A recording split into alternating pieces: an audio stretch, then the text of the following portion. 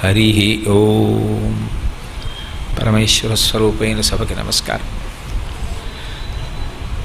నమోస్తుతే వ్యాస విశాల బుద్ధే పుల్లార విందాయత పత్రనేత్ర ఏన త్వయా భారతతైలపూర్ణ ప్రజ్వాలితో జ్ఞానమయ ప్రదీప అని ప్రతి వ్యాస పౌర్ణమికి గురు పౌర్ణమికి, వ్యాస పౌర్ణిమ గురు పూర్ణిమ, అసలు దాని పేరు వ్యాస పూర్ణిమ. అటువంటి పవిత్రమైనటువంటి రోజున మనం వ్యాస భగవానుడికి నమస్కారం చేస్తూ ఉంటాం. అటువంటి వ్యాస భగవానుడు యమునా నదీ తీరంలోనే జన్మించాడు. గంగానది భీష్మాచార్యుల వారిని కటాక్షిస్తే యమునా నదీ తీరంలోనే ద్వీపంలో మహానుభావుడైనటువంటి వ్యాసుడు ఉదయించాడు. ఆ యమునా నది ప్రవాహమునందు పడవ నడుపుతుండేది దాశరాజు యొక్క కుమార్తె. యథార్థమునకు ఆమె అద్రికానబడేటటువంటి అప్సరస యొక్క కుమార్తె. మత్స్యగంధి, యోజనగంధి, సత్యవతి అన్ని పేర్లున్నాయి ఆవిడికి. ఒకానొకనాడు పరాశర మహర్షి వచ్చారు. దాశరాజు భోజనం చేస్తున్నాడు. భోజనం మధ్యలో లేవకూడదు కనుక పడవ మీద చాలా తొందరగా యమునా నదిని దాటాలి అని కోరుకున్నటువంటి ఆ పరాశర మహర్షిని నదిని దాటించవలసిందిగా తన కుమార్తె అయినటువంటి సత్యవతీదేవిని అడిగాడు. ఆమె పరాశర మహర్షిని పడవలో ఎక్కించుకొని ఆమె పడవ నడిపి తీసుకుని వెళుతోంది. తీసుకుని వెళుతున్నటువంటి సమయంలో ఆ సత్యవతీదేవి నల్లగా ఉంటుంది అని వర్ణింపబడింది. యమునా నది నలుపు, సత్యవతి నలుపు. ఆమె యందు మరులు కొన్నాడు. ఎవరు? పరాశర మహర్షి, మహానుభావుడు. ఎవరు లోకానికి విష్ణు పురాణాన్ని ఇచ్చాడో, ఎవరు మహానుభావుడో, ఎవరు సాక్షాత్తుగా చాలా చాలా గొప్పవాడు అని కీర్తింపబడ్డాడో, మహాతేజోమూర్తియో, అటువంటి వాడికి చాలా దూరం చేపల వాసన వచ్చేటటువంటి శరీరం కలిగినటువంటి ఆ మత్స్యగంధి యందు సత్యవతీదేవి యందు అనురక్తి కలిగింది. అది ఎక్కడ? పరమ పవిత్రమైనటువంటి యమునా నదీ జలాలలో ప్రయాణం చేస్తుండగా ఆమె యందు మరులుకొని ఆమె యొక్క సంగమ సుఖాన్ని అపేక్షించాడు.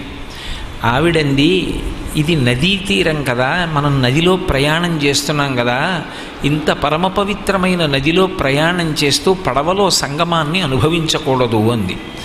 అంటే ఆయన అన్నాడు, అయితే నదీ తీరానికి చేరుకున్న తరువాత నువ్వు నాకు ఆ సుఖాన్ని కటాక్షించాలి అన్నాడు. అప్పటికావిడ అలాగే అంది. ఆవతలి ఒడ్డుకి చేరిన తరువాత ఆయన స్వతంత్రించబోతుంటే ఆవిడంది, ఇది పగటి వేళ, పశుధర్మో నమీ ప్రీతిం జనయత్యతి దారుణం ప్రతీక్షస్వ మునిశ్రేష్ఠ యావద్భవతి యామిని అంటుంది దేవీ భాగవతంలో. వ్యాస భగవానుడే ఇచ్చినటువంటి శ్లోకం తన జన్మ గురించి. పశుధర్మో నమీ ప్రీతిం. పశువులకు కామసుఖాన్ని అనుభవించడానికి వేళతో సంబంధం లేదు, ఎప్పుడైనా సంగమించవచ్చు. మనుష్యుడికి ఒక నీతి ఉంటుంది, ఒక నియమం ఉంటుంది. ప్రదోష వేళ దాటిపోయి చీకటి పడిపోతే తప్ప కామభోగాన్ని అనుభవించకూడదు. అటువంటిది నువ్వు మహర్షివి, నీకు తెలియనటువంటి నీతి లేదు. నువ్వు ఈ పగటి వేళ ఆవలి ఒడ్డున నా తండ్రి ఉన్నాడు, పైగా నేను కన్యను. నా తండ్రి అంగీకరించి వివాహంలో నన్ను కన్యాదానం చేస్తే తప్ప నేను పరపురుషుణ్ణి భర్తగా భావించి నేను ఆయనతో కూడకూడదు. నువ్వు నా యొక్క సమాగమ సుఖాన్ని అపేక్షిస్తున్నావు, పైగా పగటి వేళ.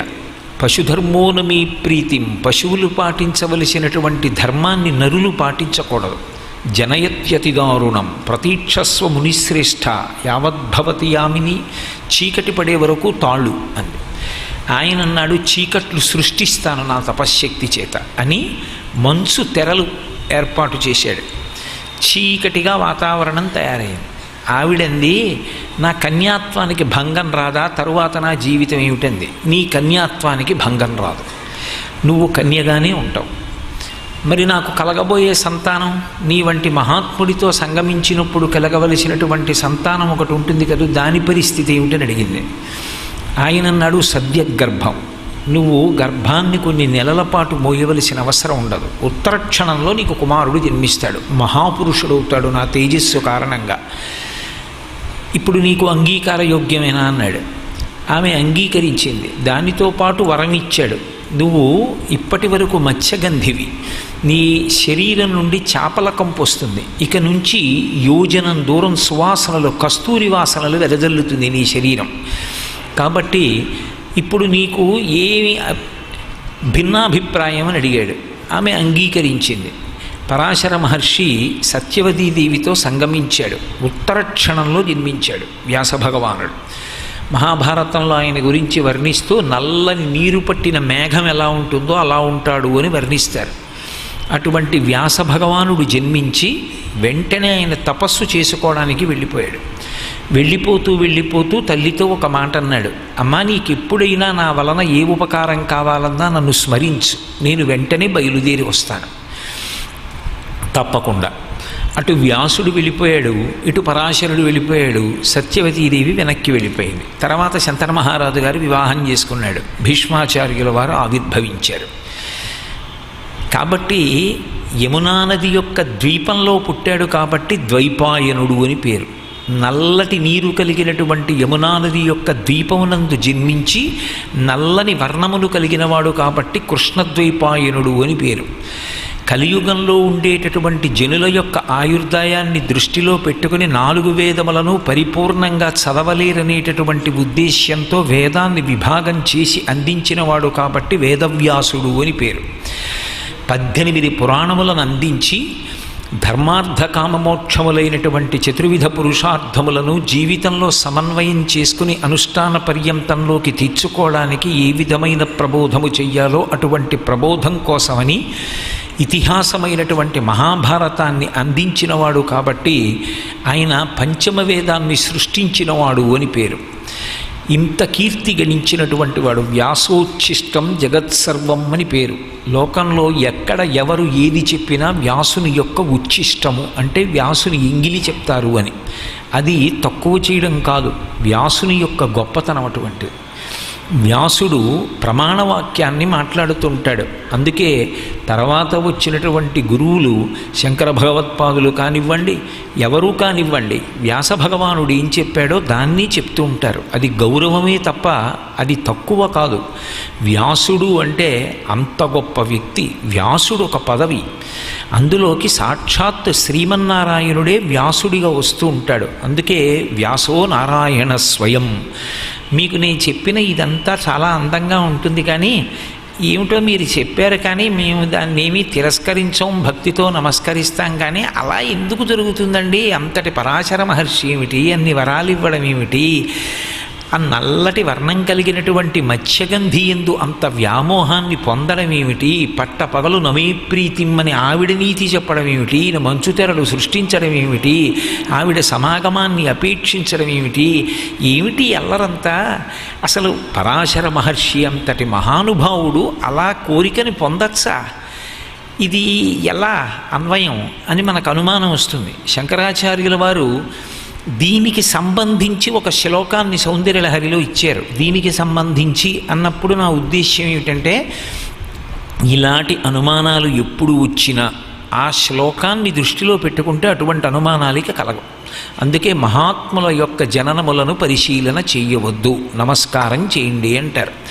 కారణం ఏమిటంటే అందులో ఒక విశేషం ఉంటుంది. వ్యాసుడు మహానుభావుడు, 4 వేదములను విభాగం చేసినటువంటి వాడు. సౌందర్యలహరిలో శంకరులు అంటారు, హరిస్వామారాధ్య ప్రతిపద ప్రణతజన సౌభాగ్యజననీం పురాణారీభూత్వా పురరపిమపి క్షోభమనయత్ స్మరూపిత్వా నత్వా రతినయన లేహ్యేన వపుషా మునీనామప్యంతః ప్రభవతి మోహాయ మహతాం అంటారు. ఆ శ్లోకం చాలా చమత్కారంగా ఉంటుంది. మీరు బాహ్యంలో దాని అర్థం చూశారనుకోండి, అసలు అమ్మవారిని స్తోత్రం చేస్తున్నారా, అమ్మవారిని దెప్పి పొడుస్తున్నారా అని అనుమానం వస్తుంది ఆ శ్లోకం. హరిస్వామారాధ్య ప్రణతజన సౌభాగ్యజననీం పురాణారీ భూత్వా పురరపిమపి క్షోభమనయత్ అన్నారు. అమ్మ, ఒకానొకప్పుడు శ్రీ మహావిష్ణువుని నువ్వు ఉపాసన చేశారు. నారాయణ నారాయణి వాళ్ళిద్దరూ అన్నా చెల్లెళ్ళు. ఉపాసన చేస్తే ఆవిడ ఎంతటి సౌందర్యరాశో, ఎంత అందగత్తో అంత అందాన్ని శ్రీ మహావిష్ణువుకి ఇచ్చింది. ఇస్తే అప్పుడు ఆయన మోహిని రూపాన్ని పొందాడు. ఎందుకు అంటే లోక సంరక్షణార్థం. శ్రీ మహావిష్ణువు ఎప్పుడు ఏ పని చేసినా ధర్మ సంరక్షణ కోసం చేస్తారు. ఆ మోహిని అవతారంతో రాక్షసులందరినీ కూడా భ్రమింపచేసి అమృతాన్ని దేవతలకి పంచిపెట్టాలి అన్న సంకల్పంతో రాక్షసుల్ని ఆకర్షించడానికి విశేషమైనటువంటి సౌందర్యాన్ని పొందడం కోసం అమ్మవారిని ఉపాసన చేసి మోహిని రూపాన్ని పొందారు. ఇప్పుడు అక్కడతో కథ అయిపోతే బాగానే ఉండును. ఇప్పుడు ఆ మోహిని రూపం విషయం పరమశివుడి దగ్గరికి వెళ్ళింది. శ్రీ మహావిష్ణువు అంత గొప్ప రూపాన్ని పొందారట. ముమ్మూర్తుల పార్వతీదేవి ఎలా ఉంటుందో అటువంటి రూపాన్నే పొందాడు. మీరు మామూలుగా బాహ్యంలో ఒక్కసారి బంధుత్వాన్ని అలా విచారణ చేస్తే నారాయణ నారాయణి, నారాయణుని చెల్లెలు నారాయణి అయితే నారాయణి, పరమశివుడి భర్త అయితే నారాయణ ఏమవుతారు? బావమరిది అవుతారు. మీ బావమరిది వచ్చు మీ ఆవిడ పోలికే పొందాట. అంటే ఓసారి అలా చూడాలనుందన్నాడు. ఆ మోహిని అవతారంలో ఉండగా ఆయన వెళ్ళాడు. వెళ్ళి ఆ మోహిని వెంట పడ్డాడు. ఈయన ఎవరు? మన్మధుణ్ణి కాల్చినవాడు. మన్మధుణ్ణి కాల్చేసినవాడు మోహిని వెంట పడ్డాడు. పడితే వీర్యస్ఖలనమైంది. శ్రీ మహావిష్ణువు తన యథారూపాన్ని చూపించారు. బావగారు నేను స్వయంగా శ్రీ మహావిష్ణువునండి, మీరు అడిగారని మోహిని అవతారం చూపించాను, ఇదేమిటి నా వెంట ఇలా పడ్డారు అని. అప్పటికే పరమశివుడికి వీర్యస్ఖలనమైంది. ఇప్పుడు అమ్మా, నువ్వు మన్మధుడికి విపరీతమైన బలాన్ని ఇచ్చావు. శివుడు కాల్చేశాడు, నువ్వు బలం ఇచ్చావు మన్మధుడికి. అంత బలాన్ని పొందిన మన్మధుడు ఏం చేశాడు? పరమశివుడి మీద బాణం వేశాడు. వేస్తే మోహిని రూపాన్ని పొందిన శ్రీ మహావిష్ణువుని చూసి పరమశివుడు సంతోషపడిపోయి తేజస్సుని జార్చేసుకున్నాడు. ఇప్పుడు అమ్మవారి వల్ల పరమశివుడి కీర్తి బజారులో పడిపోయిందా? పరమశివుడి కీర్తి నిలబడిందా? భర్త యొక్క కీర్తి పాడైందా లేదా? మోహిని వెంట పడ్డాడు పరమశివుడని. అప్పుడు అది అమ్మవారి గొప్పతనం ఎలా అయింది? హరిస్వామారాధ్య ప్రణత జన సౌభాగ్య జననీం పురాణారీ భూత్వా పురరపిమపి క్షోభమనయత్ స్మరోపిత్వానత్వారితి నయనలేహ్యేన వపుషా మునీనామప్యంతః ప్రభవతి మోహాయ మహతాం అన్నారు. సంసారాలు విడిచిపెట్టి ఎక్కడో హిమాలయ పర్వతాల యొక్క పాదాల దగ్గరికి చేరి తపస్సు చేసుకుని పరమేశ్వరుని దర్శనం చెయ్యాలని పరితపించేటటువంటి మునుల మీద ఆ మన్మధుని యొక్క బాణం ఒక్కటి పడిందంటే వాళ్ళ మనస్సులు కదిలిపోయి వాళ్ళు మళ్ళీ కిందకి జారిపోతున్నారు. అమ్మా, మన్మధుడికి ఎంత శక్తినిచ్చావమ్మా అన్నారు. ఇప్పుడు మన్మధుడికి శక్తి ఇవ్వడం వల్ల తపస్సు చేసుకుంటున్న మునులు కూడా కిందకి జారిపోతున్నారు. పరమశివుడు మోహిని వెంటపడ్డాడు. మన్మధుడికి ఆవిడ బలం ఇచ్చి ఏం చేసినట్టు? ఇప్పుడు ఏ ఉపకారం జరిగింది? ఎందుకు ఆ శ్లోకం? ఇప్పుడు ఆయన పొగుడుతున్నట్ట, అమ్మవారు మన్మధుడికి బలం ఇవ్వడాన్ని విమర్శిస్తున్నట్ట. అసలు ఆ శ్లోకానికి అర్థం ఏమని చెప్పుకోవాల్సి ఉంటుంది? అప్పుడు దానికి అన్వయం ఏమిటి అంటే మీరు చాలా జాగ్రత్తగా చూడాలి. ఆవిడ పరమశివుడంతటి వాడు శ్రీ మహావిష్ణువు యందు మోహిని రూపంలో ఉండగా మరులుగొనేటట్టు చేసింది. ఎలా? మన్మధుడికి బలం ఇచ్చి మన్మథ బాణములు పడేటట్టు చేసి. అప్పుడు ఏమైంది? శివుని యొక్క తేజస్సు స్ఖలనమైంది. శివుని యొక్క తేజస్సు ఎవరి వలన స్ఖలనమైంది? విష్ణువు వలన స్ఖలనమైంది. ఇప్పుడు దాని వలన ఎవరు జన్మించారు? మహాశాస్త అని పేరు పొందినటువంటి మహానుభావుడు అయ్యప్ప స్వామి జన్మించారు. ఇప్పుడు అయ్యప్ప స్వామి జన్మిస్తే ఏమైంది? మహిషి సంహారం అయింది. మహిషి శివకేశవులిద్దరు పురుషులు కదా, వారిద్దరికీ కొడుకు ఎలా పుడతాడు? అందుకని విష్ణువుకి శివుడికి కొడుకు పుడితే ఆయన చేతిలో నేను మరణిస్తానని వరం అడిగింది. ఇప్పుడు మహిషి సంహారం జరగాలి అంటే విష్ణువు యందు శివుడు మరులు కొనాలి అంటే ఆయన పార్వతీదేవి తప్ప అన్యుల యందు అయినటువంటి ప్రీతి పొందడు. అందుకని తనని ఉపాసన చేసిన విష్ణువుకి తన రూపాన్నే ప్రదానం చేసి ఆయన మోహిని రూపంలో ఉండగా ఆయన యందు శివుడు ప్రీతి పొందేటట్టు చేసి శివకేశవుల మధ్య అంకురించినటువంటి అన్యోన్యత కారణం చేత స్ఖలనమైన శివుని యొక్క తేజస్సు నుండి ఉద్భవించినటువంటి అయ్యప్ప స్వామిని అడ్డుపెట్టి మహిషి సంహారం చేయించి లోకానికి ఒక గొప్ప గురువుని కటాక్షించింది. ఇప్పుడు అమ్మవారు మహోపకారం చేసింది. స్మరోపిత్వానత్వారతినయనలేహ్యేన వపుషా మునీనామప్యంతః ప్రభవతి మోహాయ మహతాం. మన్మధుడికి అంత బలాన్నిచ్చి మునుల యొక్క మనస్సు కదుపుతూ ఉంటుంది ఆవిడ. ఎందుకు? అంతటి మహానుభావులు, అంతటి తేజోవంతులు, అంతటి తపశ్శక్తి సంపన్నులైనటువంటి మునుల యొక్క మనస్సు కదిపితే ఏమొస్తుంది ఆవిడికి?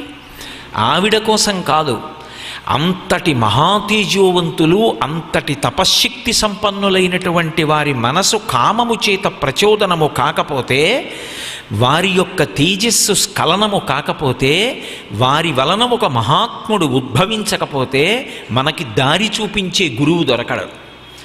అందుకని అటువంటి మహాత్ములకు కూడా కామం కలిగేటట్టుగా చేస్తుంది, చేసి వారి తేజస్సు నుండి వేరొక మహానుభావుడు ఉద్భవించేటట్టు చేస్తుంది.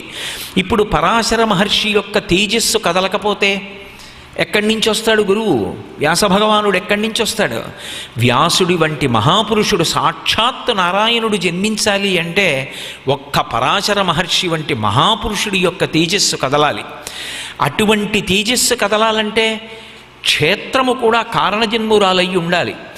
ఆ మత్స్యగంధి లౌకికంగా జన్మించినటువంటి కాదు, వసురాజు యొక్క తేజస్సుని ఒక డేగ పట్టుకుని వెడుతున్నప్పుడు ఆ పొట్లంలోంచి జారిపడినటువంటి తేజస్సుని యమునా నదిలోనే ఉన్నటువంటి అద్రిక అన్న అప్సరస బ్రహ్మగారి యొక్క శాపకారణం చేత చాప రూపంలో ఉండి మింగితే పుట్టినటువంటి కారణజన్మురాలు. అటువంటి కారణజన్మురాలు తప్ప పరాశర మహర్షి వంటి మహాపురుషుడి యొక్క తేజస్సుని భరించలేదు. పరమశివుని తేజస్సుని గంగమ్మ భరించగలిగిందా? భరించలేదు. దానికి కూడా మంచి సుక్షేత్రం ఉండాలి, లేకపోతే వికారములు కలుగుతాయి శరీరమునందు.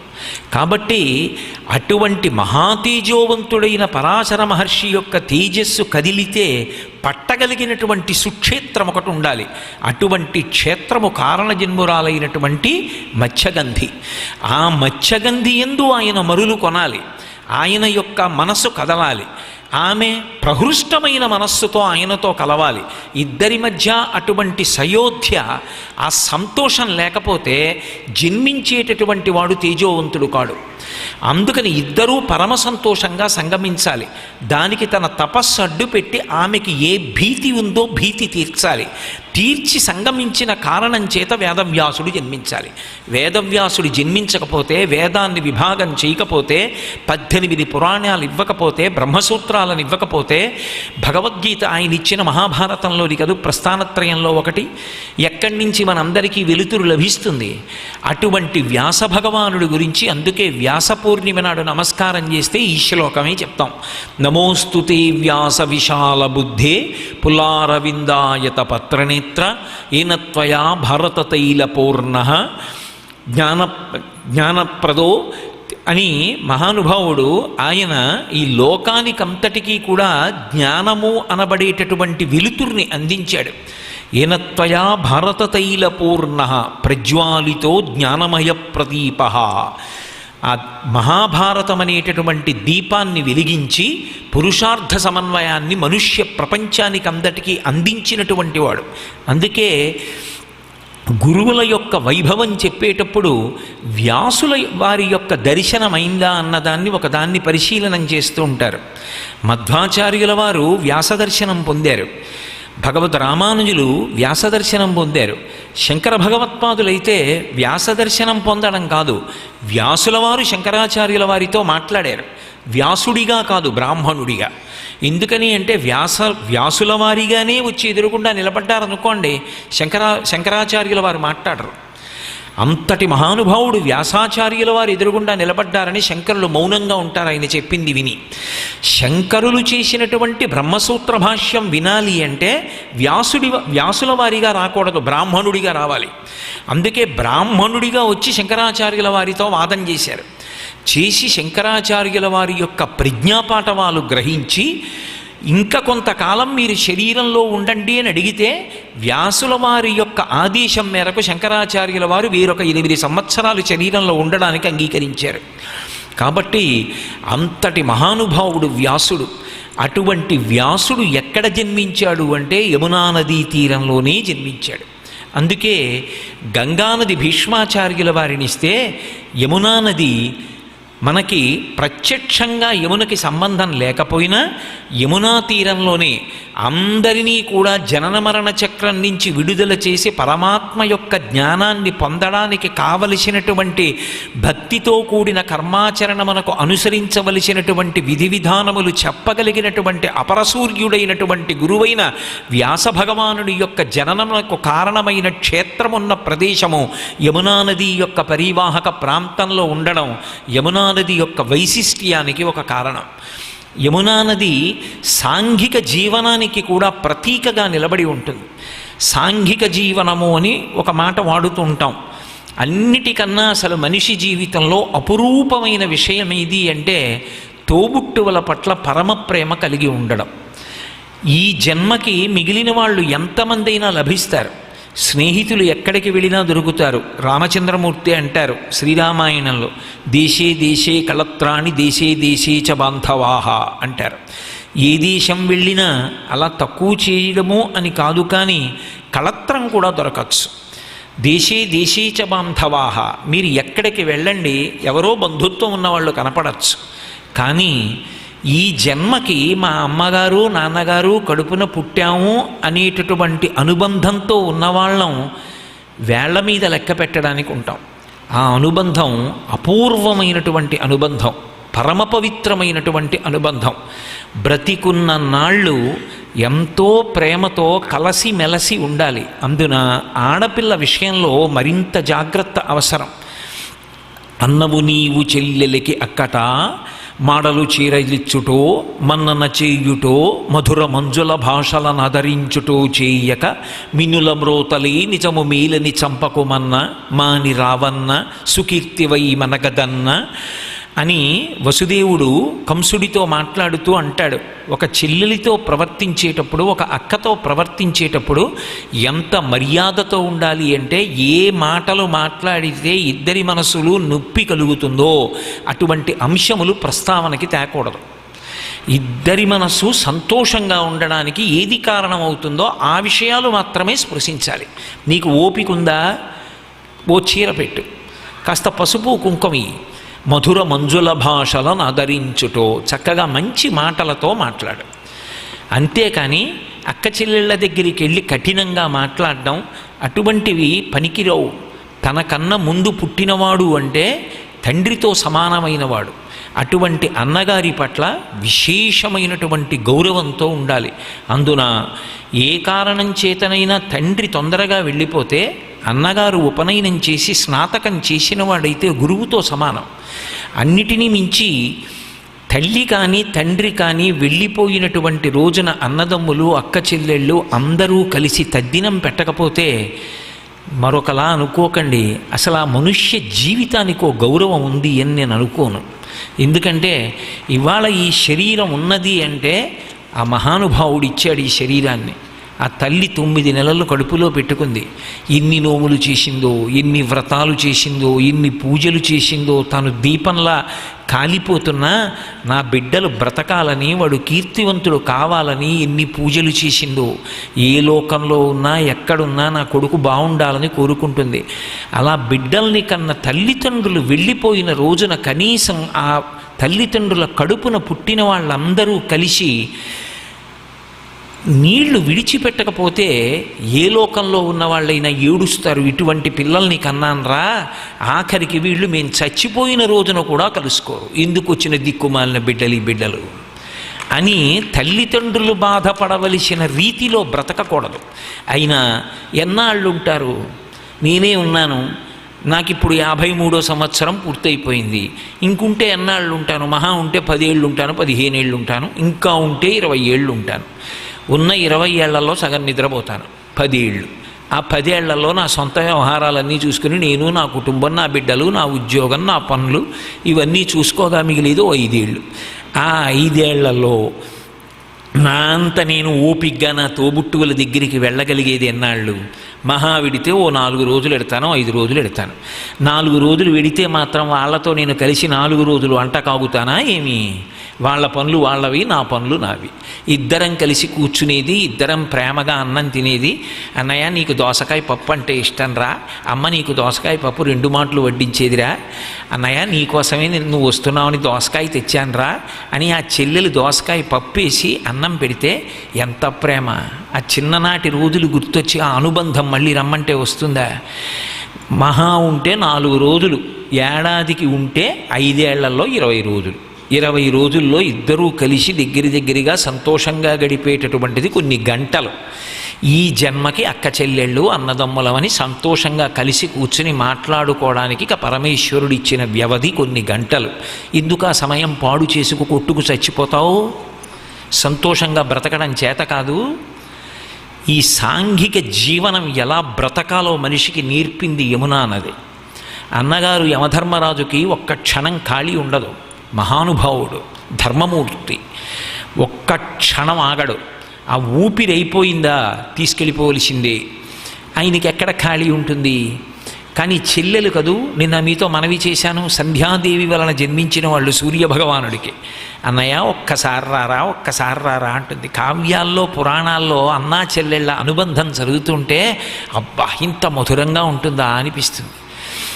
అన్నయ్య ఒక్కసారింటికి రా అన్నయ్య అంటుంది. ఆమె మెట్టి నీళ్ళు కోట్లు పడగలెత్తిందైనా ఓ 200 రూపాయల చీర, గాజులు, పసుపు, కుంకం ఇస్తే మా అన్నయ్య పెట్టాడు పొంగిపోయి ఆ చీర కట్టుకుని అందరికీ చూపిస్తారు.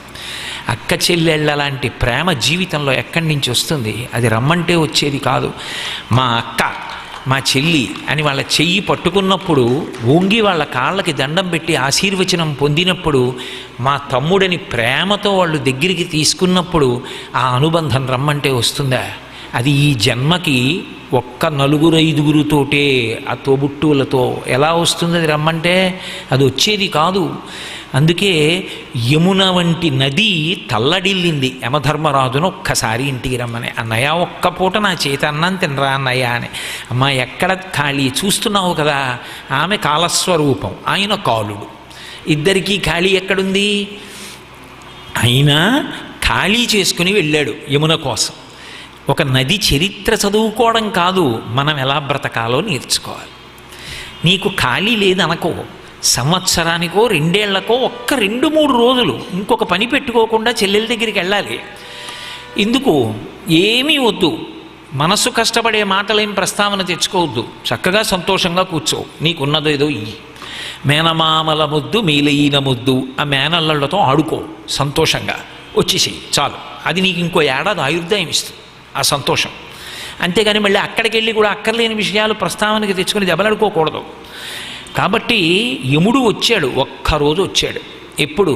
ఈ కార్తీక మాసంలోనే, శుక్లపక్షంలో ఉండేటటువంటి విధియ, సోదరి ద్వితీయ అంటారు, అందుకే భాతృద్వితీయ. ఆ రోజున వచ్చాడు. వచ్చి అన్నం తిన్నాడు. అన్నం తిని పొంగిపోయాడు. ఎందుకని? అది చెల్లెలి చేతి అన్నం. ఇంకొకళ్ళు పెట్టిన అన్నం ఒకలా ఉంటుంది. తోడ పుట్టిన చెల్లెలికి అన్నయ్య ఏం తింటాడో, ఎలా తింటాడో, పోపు ఎలా ఉండాలో, మినపగుళ్ళు ఎర్రగా వేయించి పోపు వేసి కొబ్బరికాయ పచ్చడి అన్నం పెడితే అన్నయ్య చంటి పిల్లాళ్ళ ఇప్పటికీ వేళ్లతో మినపబద్దలు ఏరుకుని ఆ నోట్లో వేసుకుని పటపటా నవిలి సంతోషిస్తాడు. చెల్లెలికి తెలుసు ఆ పోపు, ఆ కొబ్బరి పచ్చడి, ఆ దోసకాయ పప్పు, ఆ వంకాయ కూర చూసుకుని అన్నయ్య తింటుంటే ఆ చెల్లెలు మురిసిపోతుంది. చిన్నప్పటి నుంచి మా అన్నయ్యకి ఇష్టమండి అని పొంగిపోతుంది. ఎక్కడి నుంచి వస్తుంది ఆ ప్రేమ? రమ్మంటే కోట్లు పోస్తే వస్తుందా? రాదు. అందుకే భోజనం చేశాడు మురిసిపోయి, పసుపు కుంకాలు ఇచ్చాడు, గాజులు ఇచ్చాడు. చెల్లి ఏం కావాలన్నాడు. లోకం కోసం అడిగింది, తన కోసం అడగలేదు. బహుశः మనందరికీ అన్నంత పెద్ద మాట నేను వాడను.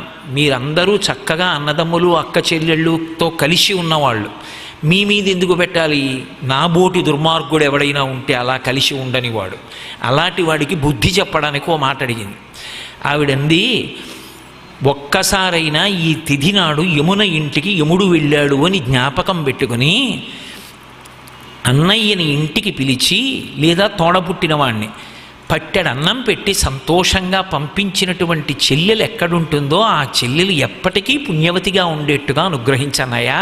ఆమె భర్తని తీసుకెళ్ళక ఆయనకన్నా ముందది. అమ్మాయి ఎంత మంచి కోరిక కోరావమ్మా, నువ్వు అడిగావు కాబట్టి వరం ఇస్తున్నానమ్మా, తీసుకెళ్ళను. అలా అన్నదమ్ముండి పిలిచి అన్నం పెడితే చాలు, తీసుకెళ్ళనమ్మా. ఇవాళ నీకు నేను ఎలా పసుపు కుంకాలు తెచ్చానో అలా ఆ ఇంట అన్నం తిన్న కారణానికి ఆ ఇంట ఆమె యొక్క భర్త వెళ్ళిపోకుండా, ఆమె కన్నా ముందు ఆయన వెళ్లకుండా, వెళ్ళిపోవడం అన్నది తథ్యం వెళ్ళాలి, కానీ ఆయన చేతిలో ఆవిడ తప్ప ఆయన కన్నా ముందు, ఆవిడ కన్నా ముందు ఆయన వెళ్ళడు. అమ్మా నేను వరం ఇస్తున్నానన్నాడు. కనీసం ఇలాగైనా కలుసుకుంటారనుకున్నాడో ఏమో మహానుభావుడు. అందుకు అడిగిందేమో యమున రాబో రోజులు జ్ఞాపకం పెట్టుకుని.